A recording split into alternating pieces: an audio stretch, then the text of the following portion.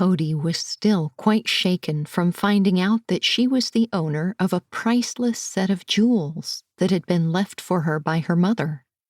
It hadn't helped that while she was being shown the jewels, the alarms in the building where the jewels were being held were tripped. But it was only Nancy Honey and Trent Newton who had followed them to the committee headquarters. Cody pinched the bridge of her nose. She still could not believe that a group like the committee existed on Nantucket, let alone that it was made up of people she knew well. Even her father had been a member of the committee. The committee was initially formed when the whaling trade had come to an end to keep Nantucket from falling into disrepute. It had been headed up by some key residents of Nantucket who would listen to and help the other residents on the island. The committee would make sure that order, service, and other things ran smoothly for all of Nantucket. Over the years, the committee faded into the background and became more of a secret society that took care of various problems on the island, problems that the police and city council didn't have the manpower or freedom to handle. One of those problems was looking after the safety of a princess that had found refuge on the island. And that princess was Princess Amelia Coswold of the Coswold Islands and the owner of priceless jewels now in Cody's possession. The information had been overwhelming. In fact, this entire summer had been full of non-stop action, drama, and colorful characters that had arrived at Cody Bay. Cody stared at herself in her full-length bedroom mirror.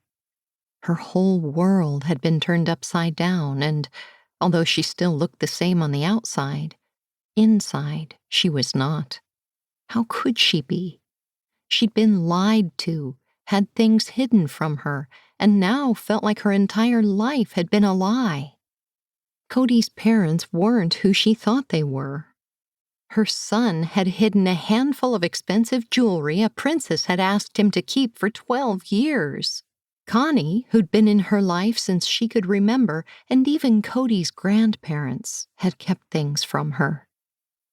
The cherry on the top was finding out that Christopher had known about who Summer and Winter were for a week without telling Cody.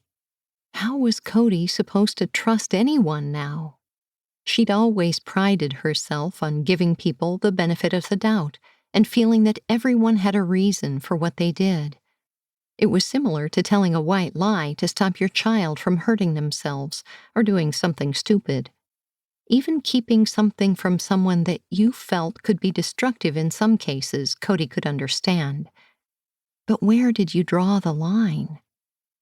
Her grandmother always said that it was better to tell the truth, no matter how hard or hurtful.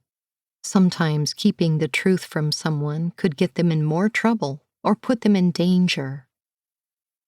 All the values Cody's parents, grandparents, and even Connie had instilled in her now seemed hypocritical to her. While those she loved were teaching her values, their own did not conform to the standards they were setting. Then there was Christopher, who'd promised her there'd be no more secrets between them, yet he'd kept the information to himself. Cody took a deep breath to calm the hurt, anger, and feelings of betrayal burning in the pit of her stomach. Cody might feel like her world was spinning out of control, but the one thing she was calm and cool, no matter what was thrown her way.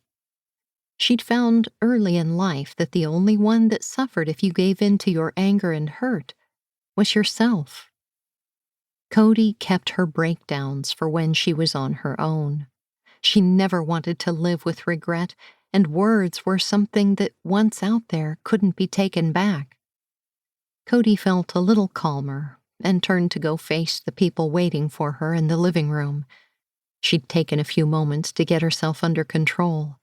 There were still a lot of things to be sorted out, and now wasn't the time for cracks in her foundation.